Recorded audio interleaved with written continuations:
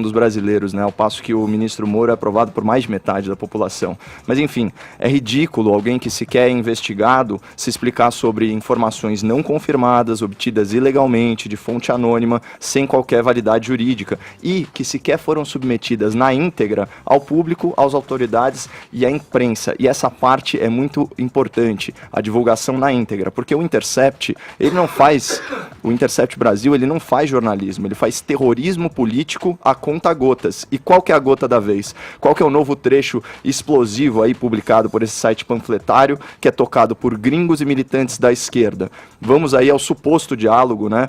Que eu queria fazer alguns comentários. Diz o Sérgio Moro: tem alguma coisa mesmo séria do FHC, Fernando Henrique Cardoso? O que eu vi na TV pareceu muito fraco. Caixa 2 de 96. Lembrando que a gente está falando de uma conversa de 2017, supostamente. O Delanhol, procurador, responde: em princípio, sim, o que tem é muito fraco. Aí então, juiz Moro faz a seguinte observação: não estaria mais do que prescrito, tá? Prescrição. O que acontece? O Caixa 2, a pena máxima é 5 anos, prescreve em 12 anos. Só que como o Fernando Henrique Cardoso era maior de 70 anos, a prescrição passa para 6 anos. Ou seja, não existe mais o direito ao Estado de processá-lo. Bom, o que o Dallagnol responde, o procurador? Foi enviado para São Paulo sem se analisar prescrição. Suponho que de propósito, talvez para passar recado de imparcialidade. Aqui está o absurdo. Aqui está o absurdo, que a gente está falando literalmente de afetação de imparcialidade, que é o quê? Você trata igualmente ou similarmente coisas completamente desiguais para passar a impressão justamente de isenção e imparcialidade. Então aquela história, por exemplo, você tem o Petrolão capitaneado pelo PT, prejuízos aí, segundo os laudos da Polícia Federal, de 42 bilhões de reais. Aí vai lá no Jornal Nacional, dá uma notícia de 4 minutos. Aí você tem, do outro lado, do PSDB, vamos dizer assim, o escândalo da merenda aqui em São Paulo, que é uma fraude aí de sobrepreço na ordem de 5 milhões de reais, bem menor. Só que você dá 3 minutos de notícia sobre isso. Por quê? Qual que é a lógica aqui? Se eu falo de A, eu tenho que falar de B. Ou seja, isso daí é fundado no medo ou na covardia do jornalista, do procurador, do que quer que seja, de parecer parcial apenas por ser justo. Bom, voltando, retomando aqui, o que o Moro responde? Ah, não sei, acho questionável, pois melindra alguém cujo apoio é importante. Aqui você tem duas possibilidades de interpretação do que o Moro falou. Ou é uma crítica à estratégia de comunicação, ou é uma crítica justa à estratégia de persecução penal, com a conclusão óbvia de que isso vai incomodar o réu, portanto Fernando Henrique Cardoso, injustamente processado, que pode deixar de dar apoio público à Lava Jato, obviamente. O que é o mais importante da questão toda, para o ouvinte atentar muito? O Moro, se esse diálogo for de fato verdadeiro, ele não está falando não processe. O que Moro diz é não processe injustamente, com poucas provas e crime prescrito. Né? Agora, do Intercept a gente não pode esperar jornalismo sério, como ficou, aliás, claro e cristalino pela surra, a surra de coerência que o Glenn Greenwald tomou da nossa colega Vera Magalhães no programa Pânico. Agora, quando você vai para as manchetes da grande imprensa, olha o que o UOL está falando sobre esse trecho que eu li para o ouvinte e fiz os comentários. Abre aspas. Novo vazamento indica que Moro foi contra MP investigar Fernando Henrique Cardoso. Mentira. Outra manchete do Grupo Folha. Em conversa, Moro foi contra MP investigar FHC. Também, muito impreciso. G1. Site divulga novo diálogo atribuído a Moro, em que ele diz ser questionável investigar Fernando Henrique. Folha e Globo é a imprensa esquerdista light. Agora, o que acontece quando a gente vai para um Brasil 247 da vida? Abre aspas. Protegido por Moro, FHC pediu dinheiro a Marcelo Odebrecht, mas é Lula quem está na cadeia. Ou seja, ouvinte, no final, a espuma dessa marola artificialmente agitada aí nas ondas radiofônicas, internéticas e televisivas é uma só, é hashtag Lula livre. E é dessa narrativa que a gente tem que fugir. Isso eu só acho um pouco reducionista, Caio, se você me permite. Claro. Tem uma questão aí relacionada ao que você disse, de argumento que pode ser usado ao contrário. Se você prestar bem atenção, e o ouvinte, eu imagino que o ouvinte da Jovem Pan, qualificado como pode prestar atenção. A questão é que bom, primeiro tem a questão da prescrição, que você colocou aí. Uhum. Agora, se o Fernando Henrique entra no bojo dessa investigação e é tipificado como um crime de Caixa 2, isso mudaria o o status como um crime administrativo. Aí você me corrija se eu estiver errado. O que, na visão jurídica, também aliviaria e teria que ter a mesma questão, seria que ser equânime com relação ao ex-presidente Lula. É um crime menor, que não recai sobre ele, a pessoa física do presidente. Mas aí tem a questão administrativa de partido. Então também eu acho que é importante esse ponto, porque ele muda de figura. E um argumento que aparentemente pode ser seguir para esse lado que você falou, pode ser usado inclusive pela oposição. Inclusive, vamos falar de Deixa eu só ouvir, Fefito, só para ouvir o que o Caio pensa a esse respeito. Porque assim, é complexo, mas eu não sei se eu consegui ser claro o suficiente, mas o ponto é, se o Fernando Henrique fosse processado, ele seria processado injustamente, porque o crime... O suposto crime já estava prescrito. Sim. E aquilo refletia, na verdade, aquilo veio na sequência de uma matéria da Globo, também dentro dessa mesma lógica de afetação de imparcialidade. Olha, a gente está dando alguma coisa do PT, tem que dar alguma coisa do FHC. Agora, do ponto de vista da força-tarefa, seria um grande equívoco você iniciar um processo que você sabe injusto. Sim, mas que se você olhar com um objetivo específico desse, de transmitir a aparência de uma imparcialidade, a força-tarefa também incorre. Sim, mas é que a narrativa ela não pode prevalecer sobre a justiça. Aliás, equívocos mas é o que tem acontecido nesse país. Do Ministério Público Federal, da força-tarefa, é o que está trazendo esse grande vulcão em erupção. Eu acho que tem que ter muito cuidado com as coisas. E eu também acho que tem que ter muito cuidado quando a gente sai criticando a imprensa torta e à direita, que aliás está fazendo o trabalho dela, porque no final das contas é importante noticiar tanto o escândalo da merenda quanto as ações da Lava Jato. Aliás, o tempo destinado a esse tipo de notícia não está baseado necessariamente na quantidade de verba desviada, porque ali não existe pecado grande ou pequeno.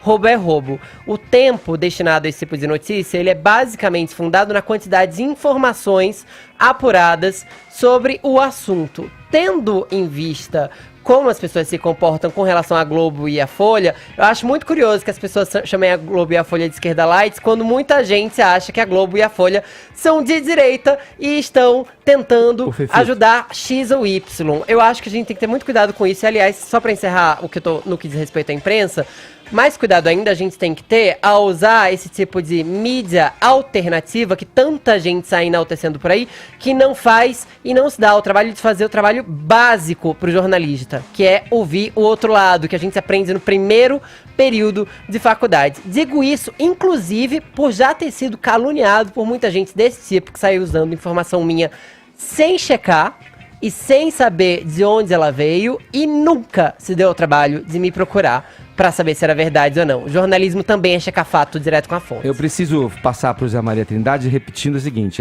tem que ter muito cuidado ao averiguar essas situações, você sabe muito bem disso.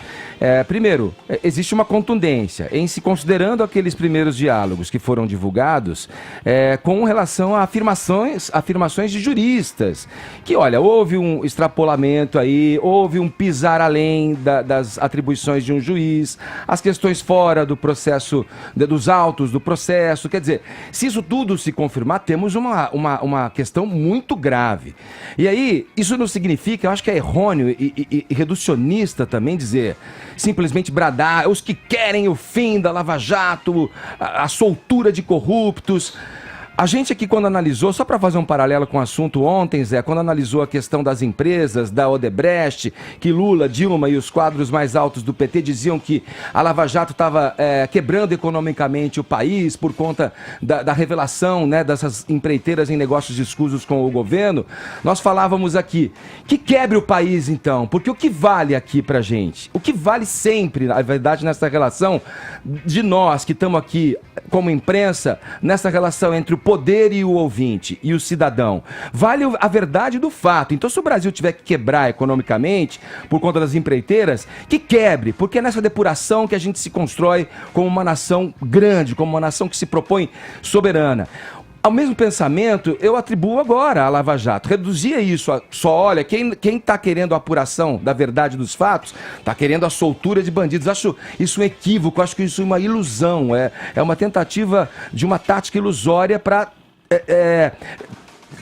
disfarçar a gravidade de um problema que pode ser muito grande. Agora, Zé, vamos lá, eu quero te ouvir aí pra gente fechar essa história. Tá havendo aí, nesse momento, o questionamento do juiz Sérgio Moro. Ele já tinha se manifestado em ir voluntariamente para falar sobre isso. Tem algumas questões que estão ainda pairando e vão continuar. Eu discordo aqui, como o meu colega Carlos Andreas aqui, desse método. Eu acho que é uma questão que, se tem tudo lá, que se divulgue e que o país não fique tutelado a esse... Mas também eu entendo que é um direito do órgão jornalístico trabalhar a notícia, depurando tudo que está ali e revelando para o cidadão o que é de interesse do cidadão. Vai lá, Zé. Olha, Edgar, os veículos de comunicação tradicionais passam por uma crise grave de credibilidade.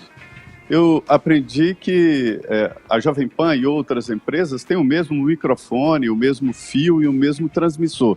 A diferença básica e fundamental é a credibilidade, é o grande capital do jornalismo. Está acontecendo uma crise e a maioria das empresas faz de conta que isso não existe. Ela existe e até ameaça alguns veículos de comunicação, daí esta atenção especial.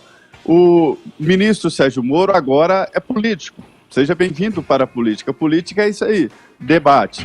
Há um debate muito profundo a partir destas divulgações de mensagens entre os componentes da Operação Lava Jato, e o entendimento aqui é o seguinte, de que nem no vale tudo, é aquela luta onde se une vários, então, mas não vale dedo no olho, sim, puxar o cabelo, chute em partes baixas, então nada, nem na justiça deve também valer tudo. Então é isso que se presta atenção, mas a todo momento há reparos, como você diz, no sentido de que isso não pode ser usado para soltar políticos corruptos, não pode ser usado para evitar novas investigações. Sim. E a impressão que fica é a seguinte, os integrantes da Lava Jato sabem que, se colocar uma lupa em cada político, pode trazê-lo para a investigação e prendê-lo. Veja bem, nós estamos falando do ex-presidente Fernando Henrique e do Aécio Neves, que não estavam no poder, né? Porque quem estava no poder era, evidentemente, quem se lambuzava das verbas públicas. Sim, Zé. Obrigado pelas informações, sempre adoro as suas metáforas, Zé. Vou terminar com uma aqui. Estamos numa verdadeira sinuca de bico. Vamos ver como é que vai acabar essa jogada. Um abraço. Você quer falar com o Zé? Não, eu quero só comentar uma coisa antes. Um abraço, Zé. Deixa eu fechar com o Zé. Então, Zé, obrigado. Bom trabalho aí. Qualquer novidade é só chamar a gente, meu camarada. Abração. Sabe o que eu queria comentar? A gente não falou sobre o começo dessa notícia, na verdade, que é o Ratinho ter chamado o Moro de herói e ter disseminado uma história que é claramente falsa, já comprovada falsa, inclusive durante a gravação desse programa já se dizia que era falsa. A gente também tem que pensar que o Moro, e eu não tô aqui pra criticar o trabalho do Ratinho, nem de ninguém, mas assim, a gente tem que pensar que o Moro poderia ter dado essa entrevista a qualquer grande veículo de imprensa do mundo, da Alemanha, dos Estados Unidos, da Inglaterra, do próprio Brasil. Interesse numa entrevista séria com o Moro há por parte de toda a imprensa. A gente tem também que pensar por que, já que a gente tá falando de narrativa, por que ele escolheu o programa do Ratinho, que é alguém que basicamente fez uma entrevista em que ele se sentisse confortável para não falar sobre o assunto, porque tudo que ele usou de tempo para dedicar ao assunto foram 80 segundos. Acho que o Ratinho tem sim que colocar a mão na consciência, porque não se divulga fake news, ainda que se coloque a mão na consciência, pode ser ou pode não ser, porque a gente sabe muito bem que a gente vive num país de pessoas deseducadas, que quando ouvem esse tipo de coisa, muitas vezes tomam como verdade, e a gente também tem que parar pra pensar que o Brasil é cheio de heróis, gente. Gente sobrevive com salário mínimo e sustenta a família, não usa capa também. Esses são heróis de verdade.